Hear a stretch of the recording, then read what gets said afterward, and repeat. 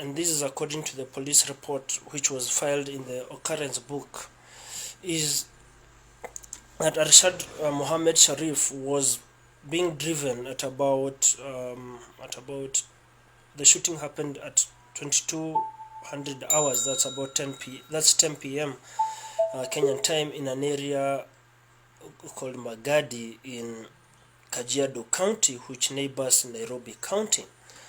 So far, we have been able also to establish that where the police say that the driver of the vehicle was a brother, we have come since to realize that he didn't have a brother at the time, but a person, probably a cousin or a close friend. Currently, the body is lying at a mortuary in Nairobi, 78 kilometers away from where the police say the shooting happened. The nature of the shooting, according to the police report, is the journalist ارشد got to a section on the road where they found some barriers. Essentially, we thought it's actually a police barrier, but they're saying it was small stones. And they didn't stop, and they drove ahead. That's when the shooting happened. And this shooting, according to this report, is that there was a bullet on the left side of the windscreen, where the deceased on the left, where the deceased was sitting. Two on the rear left back side of the screen, one on the rear right door, and one on the right tire. So when you look at that, then there is some sense of the person who was on the left was the target because of the nature of the number of bullets that are on that directed on that. But without assumptions, then the gaps we are looking at is, even if you were to immobilize a vehicle, you don't really shoot at the occupants of the vehicle without any instigation of fire, because in Kenya there are laws of how the police are supposed to use their guns. That's the first question. The other question is,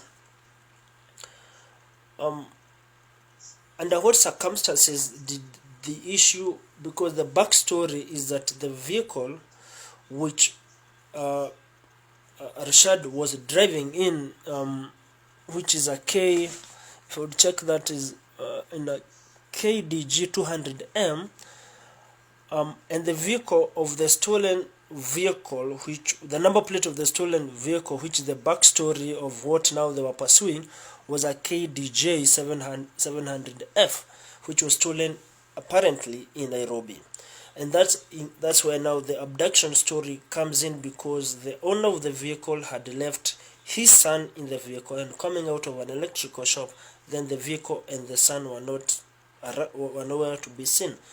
But by the time the shooting is happening, the son had been seen in another area called Kiserian. So then there is a gap of at what point then did it stop to become a stolen vehicle, an abduction vehicle, and then the occupants of the vehicle were targeted. Already the Independent Policing Oversight Authority, which oversees the operations or any excesses of the National Police Service of Kenya, have issued a statement today morning. They have said they have dispatched a team to investigate that which they called an alleged police shooting. The statement earlier I'm quoting had also indicated the shooting involved General Service Unit officers, who are called in Kenya GSU. And what also we know is that the body of ارشد now was found at a mortuary called Chiromo Mortuary, which is in Nairobi, about 78 kilometers away from where the police said the shooting happened.